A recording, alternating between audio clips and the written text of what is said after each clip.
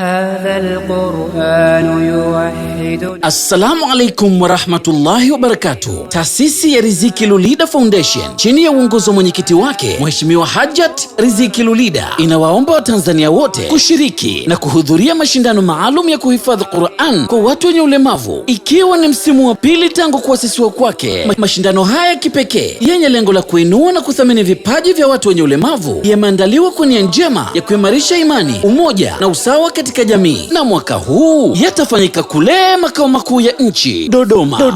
Na washiriki watatoka pande zote mbili za Jamhuri ya Muungano wa Tanzania. Kilele cha mashindano haya ni tarehe 10 Januari 2026 katika ukumbi wa Mabeyo chini ya uratibu wa taasisi ya Riziki Lulida Foundation. Zawadi kede kwa washindi na washiriki zitakuwepo. Mashindano ya mwaka huu yamebeba ujumbe wa amani kama ilivyokuja katika Qur'an, Surat Yasin sura 36 aya ya 58. Amani, hiyo ndio kauli itokayo kwa Mola Mlezi mwenye kurehemu. Nyote mnakaribishwa. Kitabullah shay'a siwa yuhanni. Unaangalia Al Mubajjal TV Tanzania, chemchemu ya elimu.